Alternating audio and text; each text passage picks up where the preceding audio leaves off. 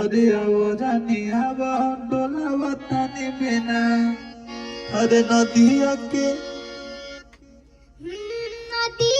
धार जैसे बहता पसीना, नदिया के धार जैसे बहता पसीना, आवारा जावा डोलाई बना देना, आवारा जावा डोलाई बना देना।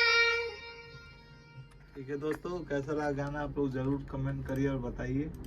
मिलते हैं फिर नेक्स्ट वीडियो में।